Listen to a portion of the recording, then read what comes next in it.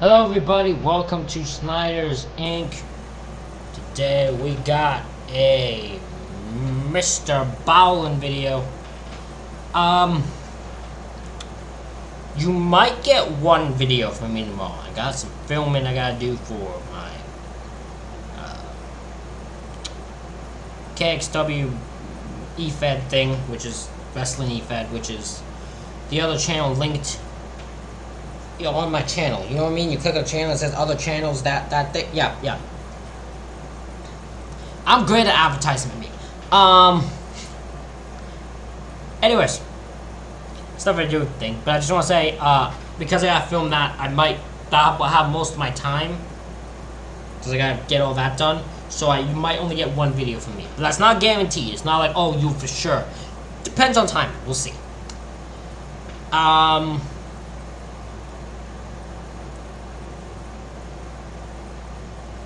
But, well, you know, this video MrBallen video here. And this is Evil Grandpa Almost Got Away with It.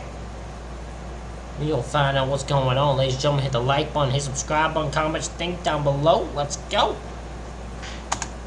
During a snowstorm in 1982, a man on board a commercial plane looked out of his window and saw something very strange at the top of a Colorado mountain. When authorities were alerted and sent to that spot on the mountain, they could not believe what they found there. But before we get into today's stories, if you're a fan of the strange, dark, and mysterious delivered in story format, then you've come to the right place, because that's all we do, and we upload once or twice every week. So, if that's of interest to you, please invite the like button to participate in your nice casual...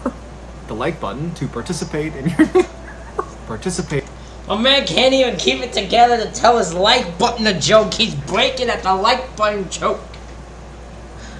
Oh man, this joke is so funny. It breaks him. It might even not even be that great, but it's just good enough to break him. In your very fun, very casual neighborhood squirt gun fight, but then squirt the like button. But then squirt them with sulfuric acid. But then squirt the like button with sulfuric acid, not water. Also, he couldn't even keep it together. He couldn't even keep the joke together. It broke so much. And oh, that's what I love about MrBallen.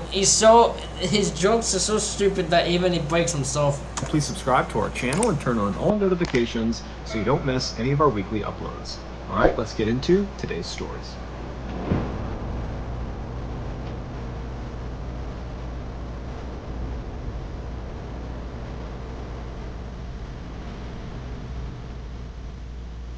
In 2018, a 56-year-old father of four named Tayyab Suyami was living in a quiet, modest town in New Jersey called Little Ferry. Tayyab had moved to the United States from Africa back in 1996, and after getting settled in New Jersey, he had landed a job as an accountant for a food importing company. At first, Tayyab's salary had been enough to provide for the family, but as his family grew, his salary just wasn't enough, and money became a real problem. And so eventually, Tayyab's wife also got a full-time job, but even then, with two full-time working adults, the family had to stay on a very strict budget just to make ends meet. And That's just the way it is. That could be the way it is. When your family, that's why my thought, this might sound ridiculous, but my thought is never get, if you not sure, like obviously if it's unplanned, I mean you don't plan to have a child at the time, it's different, but if you plan to like try to have a kid, make sure you think about if you're financially able to provide for the child and yourselves and pay all the bills. And God, yo, why are you calling me now? Stop it. I tried to turn my... I thought it's 9 o'clock at night.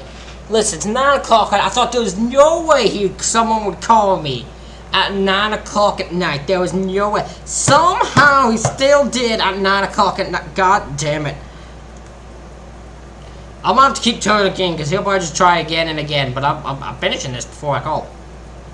You can kiss my ass. And that year, in 2018, one of Tayyab's daughters was getting ready to go to college, and so Tayyab was forced to refinance his mortgage just to make the initial payments on his child's college bills. But despite his financial struggles, Tayyab did not let it bother him. College is a danger, and college is something my brain's considering. I'm trying to finish high school right now, because I didn't finish high school originally, and I'm working on that right now. And I'm thinking about going to a college, but that part of not knowing if I'd be able to afford one, because in fact I don't want to do the one that where I live. I want to go to a different one. Like move somewhere else to do it, and I don't know if I would be, if I could afford it. So that part's things. Yeah, college financially is kind of tough to deal with. He was an eternal optimist who fundamentally believed that in the end, everything would just work itself out. On May 1st of that year, Tayyab was on his way home from work when his wife called him and asked if he would swing by the grocery store and pick up some orange juice. So Tayyab stopped at the ShopRite grocery store in Hackensack, New Jersey, which was only a couple miles north. I turned my phone off. If you're wondering what I went up to go do, I went to turn my phone off. I took it off charge and just turned it off for now. Of Little Ferry where they lived, and he went inside, he went to the juice aisle, and he scanned the different brands of orange juice, and at some point he grabbed the most appealing orange juice that was still within their budget. It was $5. He takes the juice, he goes to the front of the store. That's insane. Think about that for a second. Orange juice, the cheapest and most, whatever one is, $5. That is insane. Or he pays for it, he goes outside, he hops in his car, and he heads home. When he pulls into his driveway, he gets out, he goes into the house, he goes right into the kitchen where his wife was, and he proudly set the orange juice down on the kitchen table, expecting a thank you from his wife. But his wife turned around and she looked at the orange juice and she saw the brand he had purchased, and she immediately said, "How much did you pay for that?" And Tayyab said, $5. And she said, "Well, you got to take it back because I know that brand is on sale for $2.50 at the grocery store right down the road. So go return this one." And so Tayyab was totally annoyed. I want to know, I'm like, it's $5. It's my money. It's my money I'm spending on this. I am taping. You know what? I'm going to keep this orange juice and I'm going to buy the other two just to make you up. But this is my orange juice because I spent my $5 on it. Because he just got home from work, he thought he had done a good deed, and now he's in trouble. And so he decided, you know what? I'm not going to fight her on this. He just walked over. Oh, I'd fight her over it. I do not want to go nowhere else. You want to go be my guest? I'm doing it. Grabbed the $5 orange juice, and he went back outside, hopped in his car, and took off. A few minutes later, he arrived at the Hackensack, New Jersey ShopRite. He went inside and he went straight to the customer service desk where there was a teenager behind the counter, and Tayyab walked over to them and he handed them the juice along with his receipt, and he asked for a refund. And so while Tayyab is standing there letting this cashier complete the transaction, he looked behind the cashier at the wall, and there was this sign that totally piqued his interest. And so he's staring at the sign, and then finally the teenage cashier, he finishes the transaction and he reaches out across the counter with Tayyab's $5. And Tayyab, he reaches out and he takes the $5, but then he pauses for a second. And he's kind of looking up at the sign and he's thinking about what he should do. And he knows that if he does this, if he does what the sign is telling him to do, he's going to get in trouble with his wife, because this is the exact opposite of what he was sent out to do. But Tayyab just couldn't help it. And he takes the $5 and he proceeds to hand it right back to the cashier, and he tells the cashier what he wants him to do with it. And so a couple minutes... Sign that caused... He bought a lottery ticket, didn't he? That's the only thing I can think of, is what you would do inside a store that pique. Because unless you go there and you buy unless you buy some alcohol or something, or some weed or something, which I don't think a store would have in the 1990s, 2000s, something like that? Probably not. I don't remember when this was, so. But I'm going to assume, knowing how stores work, that he bought a lottery ticket. That's what I'm going to assume. Minutes later, Tayyab leaves the ShopRite with no juice, with no $5, but 2 small slips of paper in his back pocket. Yeah. And so Tayyab hops in his car and he drives to the grocery store that's right down the road from their house. He goes inside and he gets the on sale $2.50 bottle of orange juice. And then he goes back into his car, he drives home, he goes in the kitchen and he sets the juice on the counter and tells his wife, "Yep, I got the right one, $2.50. And he's just hoping the whole time that she has not checked the bank account and has not discovered what he had really been doing while he was out, because he had actually spent more money on the second trip than the first time. I'm going to assume she did it. If she expects you to return the money and then use the $5, she's not gonna check the bank. I'm gonna assume if unless you are that much of a spender and that bad with your money that she does after every time you go somewhere to spend money, she checks the bank account to see if you did. And if that's the case, that is fantastic. That is hilarious of that bad. And then, because that would be, that you have to be a bad spender. Because do you know how bad of a spender I would have to be, or I'd have to be with someone for me to be like, every time you go somewhere, I have to, I'm checking to see how much you spent? But apparently his wife had not checked the account yet, and she just thanked him for being willing to go out and get the better deal. And so Tayyab very happily left the kitchen, and he spent the rest of the night watching TV and hanging out with his family. And then early the next morning, Tayyab got up and he decided, you know what? I need to do something to curry some favor with my wife, because she's gonna learn what I did with the refund money pretty soon. And so he decided he would just go out and do a bunch of yard work that day, right in front. I don't know what... Okay, because I still think he bought a lottery ticket. You would have to be bad. I don't know. If I bought a lottery ticket and it was $5. He bought two, so I'm assuming it was like $2.50 or $5 each. Spent 10, which way get machine. But if you were spent like the lottery tickets, I couldn't see unless you really overdid it. I couldn't see why you'd be that. How mad she'd get you. Maybe his wife has like the shortest temper. I've seen people like that just have the really, really, really short temper, and they just unleash. Front of his wife to make sure she really saw that he was doing some good stuff. And so he goes outside. He opens up the garage. I don't know what I checked my phone for. I'm gonna move it. Hold on. I'm sorry. It's close to my computer. It's close to my computer, and my instincts just checked it. I don't know why. I moved it over there, so it's not in my peripheral vision. So I'm all good. Garage, and he's about to pull the lawnmower out when he notices his car is really dirty.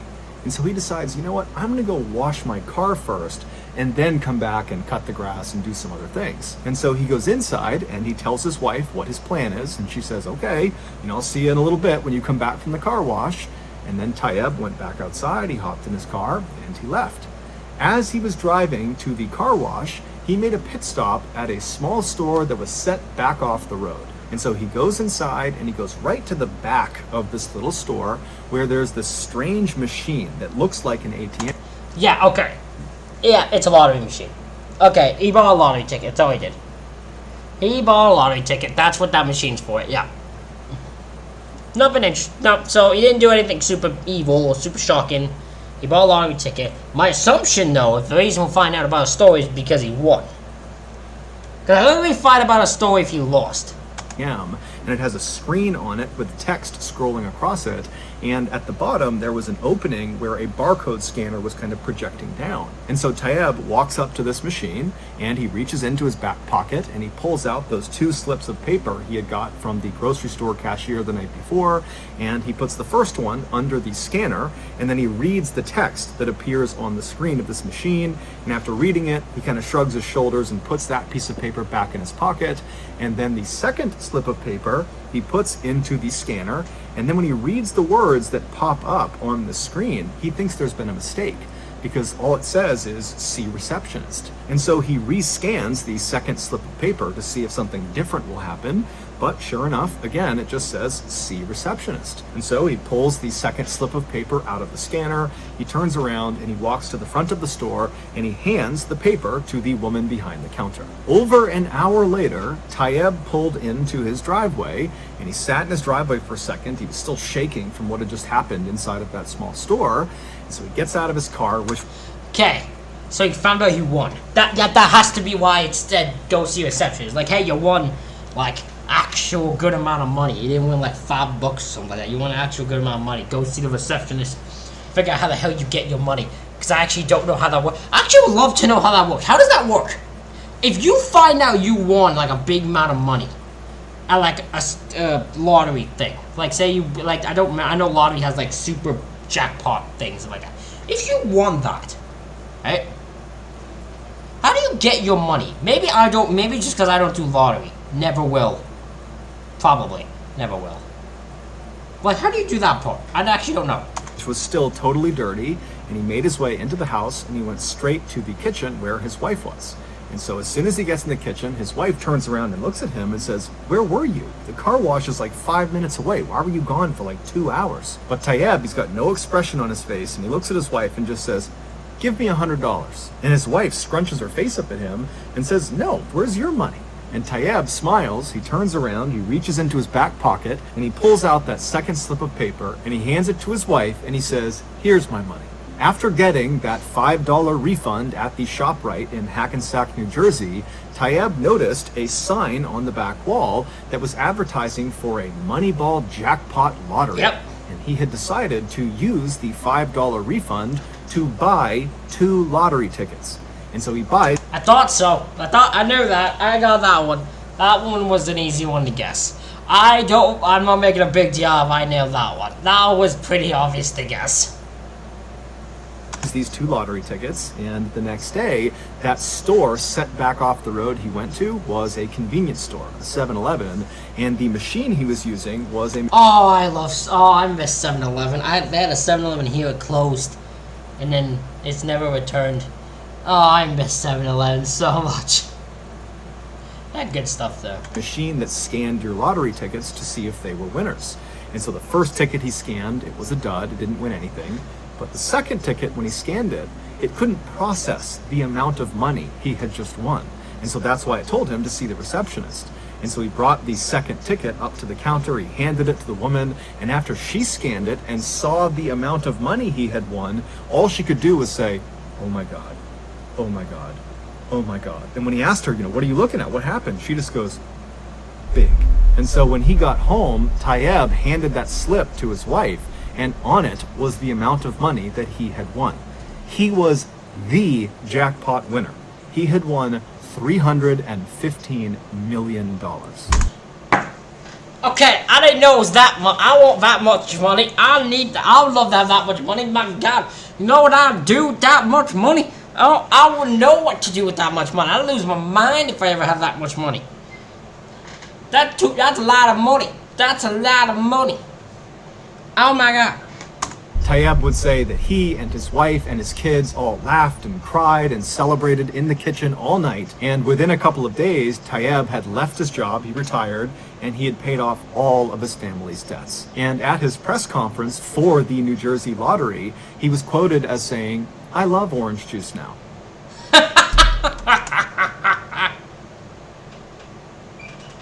I love it. I love it. That's a great response. The other story involving a jackpot winner I love. Have you? I don't know who it is. I don't remember. I don't know his name.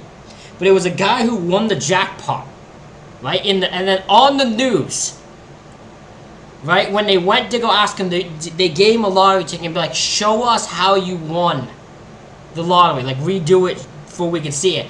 And when he did, he won it a second time. I don't remember who it was, but that I also think of lottery ticket winners. In 2012, someone went on Reddit and asked people to share their personal glitch in the Matrix stories. A glitch in the Matrix story is any story where something totally unusual happens that doesn't have a logical explanation. So these are true stories, or at least purported to be true. They're first-hand accounts, and they're very popular on Reddit. And so this particular query on Reddit got very popular, it went totally viral, and so there were thousands and thousands of stories commented down below. So lots of people gave their glitch in the Matrix story. Now, the top comments, so the top stories that were given, were really, really interesting. But by far, the best response, the best glitch in the Matrix story, got no attention at all. It was buried at the bottom of 14,000 plus comments. This story, which was written by a person who just went by Sarah X11, should have gone completely viral. It should have been the top comment by far. But for whatever reason, it wasn't. And so now, 10 years later, no one really knows about it. While we don't know for sure if Sarah X11's story is true, as it is just an unverified first-hand account, what we do know is that this was the first story that Sarah X11 had ever posted to Reddit about glitches in the Matrix. The majority of her Reddit activity consisted of liking cute pictures of cats and dogs. So this person, this user, was not on Reddit for clout. Also, when Sarah X11 posted her story in this Reddit thread, there were already thousands and thousands of comments posted. So if they were trying to get recognized through this story, they chose the worst post to do it on.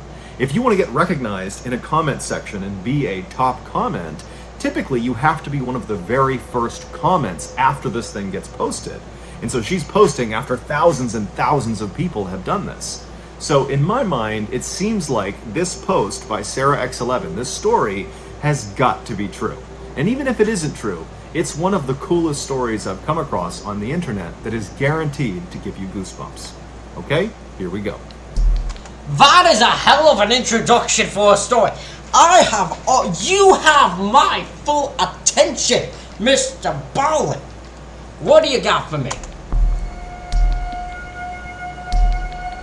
In 2006, a 20-year-old woman named Sarah started having some very strange dreams about a woman named Aurora. She had a very striking...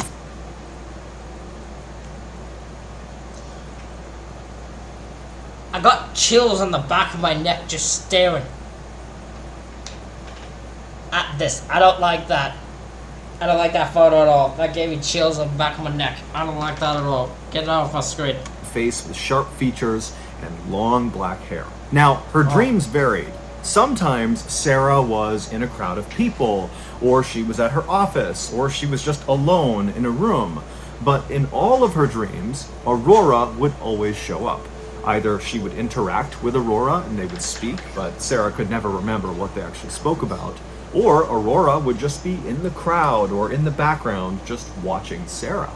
Now, she had these dreams enough that eventually Sarah began to think, I must know someone named Aurora. I must have come across this person, and now they're just kind of manifesting in my brain at night when I'm sleeping. And so she began going through her older posts on social media to look in pictures of her and of her friends to see if there was a woman with striking features and long black hair that was this Aurora person in her dream. But after looking through hundreds and hundreds of pictures, she couldn't find any indication that she had met this person, at least not according to her social media. And so Sarah began just going on Google and typing in, Aurora, long black hair, striking features, has anybody dreamed about this? To see if there were people talking about having this type of dream on the internet. But she had no luck. Eventually, after about 3 or 4 months of having these strange dreams that Aurora was in, Aurora stopped showing up in Sarah's dreams. It was like it suddenly was all over. And so very quickly, Sarah just kind of forgot about it. A few years later, on Halloween night 2009, Sarah and a friend pulled off the highway into a gas station. They had been out with some friends celebrating Halloween, and now they were making their way back home. Sarah pulled into an empty spot right in front of the convenience store, and after they were parked, Sarah and her friend got out, they went inside, they got some snacks and drinks, and then they came back outside and climbed back into Sarah's car. A few moments later, Sarah had turned her car on, she had backed out, and she had driven past all of the gas station pumps, and she was making her way towards the single-lane strip of road that merged out onto the highway. It was how anybody who got into this gas station got back out onto the highway. And so as she's getting closer to the entrance of this short merge road, her phone suddenly rings. What happens next occurred over a span of just a few seconds. So it might seem like this is over several minutes, but this all happened pretty much simultaneously. So she's pulling up to the entrance of this merge road, her cell phone rings, and because there was no one behind her, it was not a busy night, Sarah decides to just stop her car, put it in park so she can safely take this phone call. And so she stops her car pretty much right in front of the entrance to this merge road, and she picks up her phone, she looks at the number, and she doesn't recognize it, but she picks it up anyways, and she says, hello. There was silence on her phone, and as Sarah is saying, hello, is anybody there? Another car from the gas station pulls up right behind Sarah's car, and they start honking their horn immediately. They're in a huge rush. And so Sarah, who's totally embarrassed that she's blocking traffic, she hangs up the phone, she puts it down, she puts her car back in drive, and she hits the gas.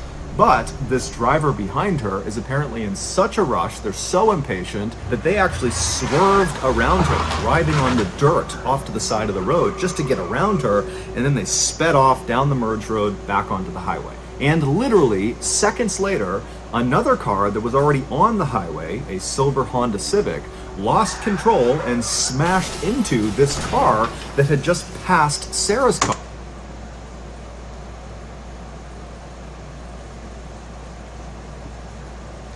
I can imagine it all. You're on the phone, I can imagine the car going around, driving up. I can, not fully, but sort of see the accident. Oh my god, that happens in seconds. Fucking seconds. From this happening. That would terrify me. That would terrify me. Especially if I turn down the road and then looking in the accidents right there of the car.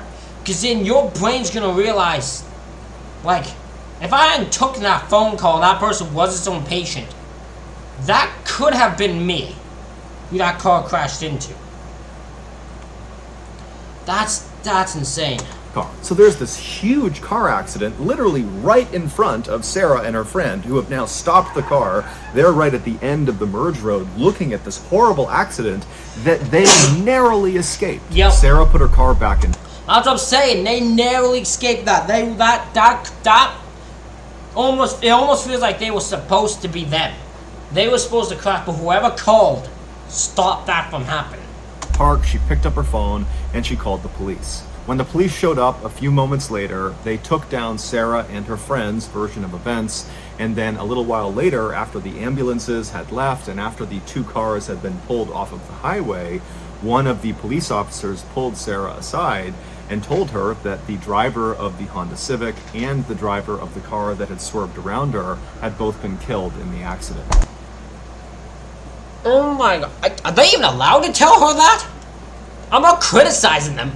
I just didn't think they'd be allowed to tell her that. I know she's a witness, but I feel like they don't just go telling witnesses who died and who didn't in accidents. I didn't know they do that. Okay, that's, again, I'm not criticizing saying they're wrong for doing it. I just didn't know they were allowed to do that.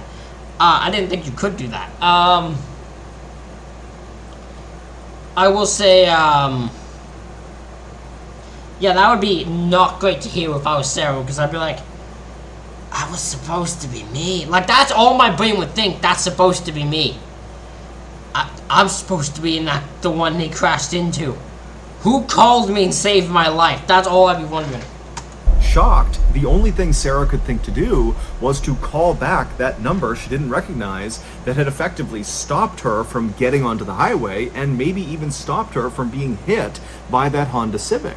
And so she wanted to talk to this person and thank them for saving her life.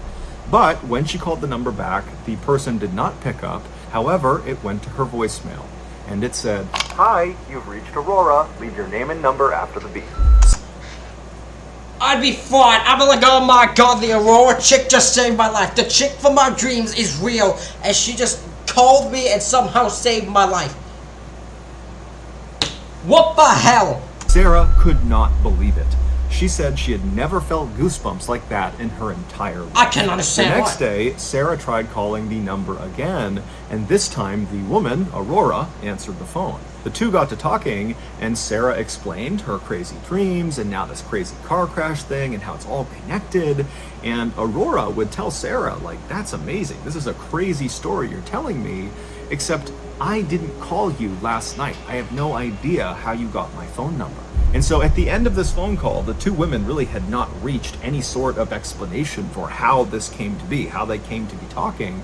But they ultimately just said, okay, hey, thanks and best of luck to you. And then they hung up. After the call was over, Sarah found herself just kind of sitting there, not really sure how to react to what had just happened. It was such a totally bizarre thing that she had just been through over the past 24 hours. And then if you include the dream, this has been a multi-year long thing. And so on a whim, Sarah just opens up her Facebook account and she plugs in Aurora's full name, because Aurora had given her full name on this phone call they had just had.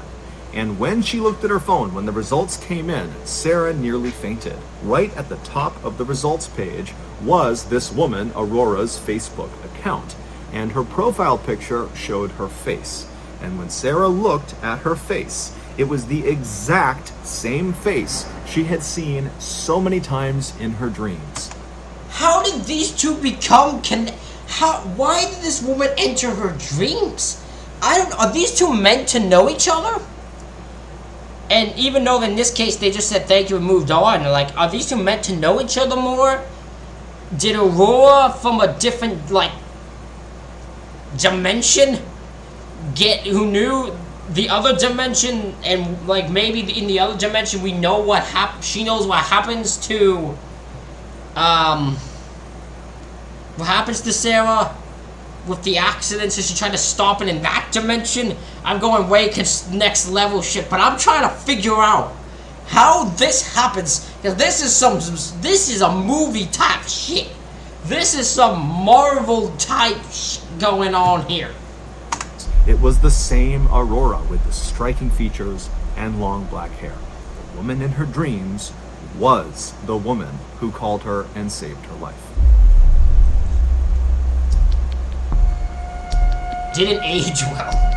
On the evening of January 6th, 1982, a man named Harold Bray, who was a sheriff in Jefferson County, Colorado, which is an area just west of Denver, arrived at the Denver airport. Harold was running late because his commute into the airport had been treacherous, because Denver and the surrounding areas were all getting pounded by a snowstorm. After running into the terminal and getting checked in and getting through security, he made it to his gate right as they were boarding the plane. Feeling very relieved, Harold joined the queue of other people that were getting on the ramp to go down into the plane, and then just a couple of minutes later, he stepped on board and he found his seat, which was located at the front right side of the plane.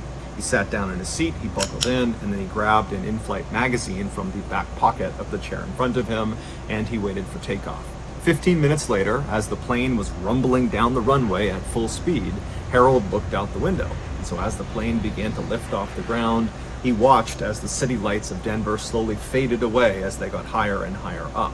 But just before their plane entered into the thick cloud that was hovering over that stretch of Colorado, Harold noticed something very odd out of his window. Located just west of Jefferson County, which is where Harold worked, was a 22-mile stretch of road that cut through the Rocky Mountains. It was called the Guanella Pass, and it took motorists up and over this 11,000-foot mountain pass. Now, this was a beautiful scenic drive that Harold was very familiar with, but this road was not maintained in the wintertime. So if there was snow on the ground, you simply could not get through this pass. It was impossible. Yet, as Harold looked out of his plane window down to Jefferson County below, and he kind of scanned his way west up into the Rockies, he saw there were clearly a car's headlights on the Guanella Pass. And so Harold's thinking to himself, why in the world would anyone be on the Guanella Pass in the middle of this huge snowstorm? It didn't make any sense. But as Harold watched this vehicle, he saw what was going on. Whoever was in this vehicle was holding a flashlight out of their window, and they were shining the light straight up into the sky, flashing it on and off, signaling distress. This motorist was trapped. Harold knew the likelihood of another plane happening to fly over this area, and looking down and seeing those lights and recognizing them for what they were, an emergency, were slim to none. Yeah, because he's a sheriff, right? If I heard that right. So he actually knows what that is. A random stranger won't know. Him as a sheriff knows what that means. So yeah, the odds of that is very slim. So Harold knew if he didn't act quickly, this motorist was doomed. And so Harold quickly got up from his seat, he climbed over the person next to him, he got into the aisle, and he waved down the attendant, and then after the attendant ran over, Harold explained who he was and why his experience as a sheriff told him that this was an emergency. And so the attendant took him very seriously. They turned around, they went into the cockpit, and they told the pilots, and the pilots used their radios to call down to authorities on the ground, and then just a couple of minutes later, the fire department was dispatched to Guanella Pass. 15 minutes later, the fire chief, a man named Dave Montoya, who was driving in a four-wheel drive SUV, arrived at the start of this 22-mile stretch of mountain pass, and as they're driving through the whipping snow, he sees up ahead the headlights of the stranded vehicle. And so he drives right up alongside this vehicle, which was a small pickup truck that had clearly slid off the road and gotten stuck in a big snowbank. And so Dave, he parks his SUV, he hops out, and he... You imagine you're the person who got saved? You're the person who got saved. You would be like... thinking, oh my god, I got saved by pure luck of someone being on a plane. Like, you wouldn't know how else to think, but like, be just in disbelief that you actually got saved. Because you probably would think you're gonna die since no one else comes down that road at all, right? So you'd probably just assume you're gonna die there. Rushes over to the driver's side window of this vehicle, and inside was a terrified-looking 30-year-old man named Alan Phillips, who was a mechanic who lived in the Denver area. Now, at the time, it was the middle of the night, it's negative 22 degrees Fahrenheit outside, the winds are whipping, the snow is coming down, and Alan only had on a light jacket and some jeans and a small blanket wrapped around him. So, had Harold not spotted his flashlight SOS signal from the plane, it's almost guaranteed that Alan would have died that night from hypothermia. And so when Alan turned and saw Dave standing there, his rescuer, Alan began crying tears of joy and thanking God that he was going to survive. When Dave asked Alan what happened, Alan, who was slightly intoxicated, told Dave that he had gone out drinking at a bar, and then when it was time to come home, he had stupidly decided to drive through the Guanella Pass back to his home, forgetting that this particular stretch of road was not maintained during the winter. When Dave asked Alan how he got this really deep bruise on his cheek, he assumed he got it from crashing off the side of the road, Alan smiled a kind of embarrassed smile and said, no, actually, after I got stuck, I needed to urinate. And so I got out of the vehicle and I walked a few paces away from my truck and I went to the bathroom. And then when I turned to walk back, the snow was so blinding, I couldn't actually see my truck. And I ran to go find it again because I didn't want to be trapped out in the snow. And I ran into the truck face first. And so my cheek hit the door of the truck. And so Dave, he just smiled and said, Alan, you are one lucky man. Over the next few days, local newspapers in Colorado and some national newspapers... Of course, this will get attention. This will get attention because it's unbelievable. It is unbelievable to believe that this guy would get...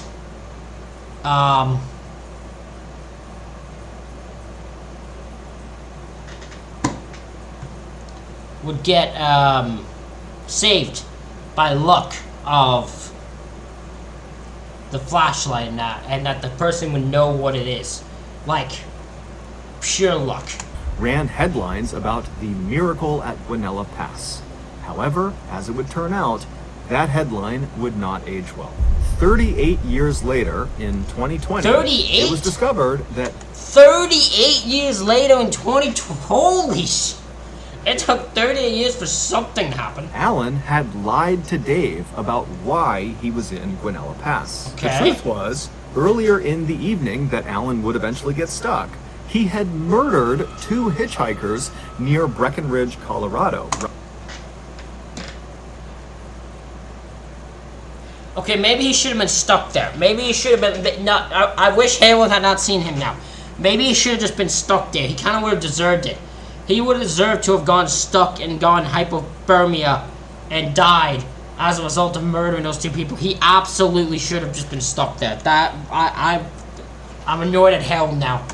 Roughly 50 miles from the Guanella Pass. Both of these murders had gone cold, but in late 2020, DNA evidence connected Alan to both cases. Several hours before Alan got rescued, he picked up 22-year-old Annette Schnee, who was hitchhiking, and after she got into his truck, it's believed he held her at gunpoint and then put zip tie handcuffs on her wrists And then we don't really know what happened next, but at some point that night, Annette was taken out of the vehicle and led into the woods, and she was shot in the back, and she was left face down in a stream. A couple of hours after he killed Annette, Alan picked up another hitchhiker, 29-year-old Barbara Oberholzer, and when she got into his truck, it's believed he did the same thing. He held her at gunpoint and put her in zip-tie handcuffs. However, Barbara was able to break out of her restraints. It's believed she struck Alan in the cheek, which is why he got that deep bruise on his cheek, and then she leapt out of his car and started running. But Alan got out, chased her down, and shot her in the chest, killing her, and then he dumped her body off the side of this cliff down into the snowbank below. So the only reason Alan got stuck in Guanella Pass is because he was attempting to flee the area where he committed these murders. And he likely just didn't understand how dangerous this pass was, and so shortly after turning onto it, his truck slid up the road and he got stuck. I kind of wish he just stayed stuck. I kind of wish no one found him. That would have been a better punishment for him. In February of 2021, Alan, who was 70 years old at the time and still living in the Denver area, was finally arrested for these two murders, and he is currently awaiting trial. Assuming he did it, that Alan killed these two women, we don't know what his motivations were. It's not clear, he hasn't said, and we also don't know if there are potentially other victims. So that's gonna do it. That is goddamn insane. Ladies and gentlemen, let me know what you think of these unbelievable stories in the comments below. Hit the like button, hit the subscribe button. Thank you all for watching, and I'll see you all for the next one.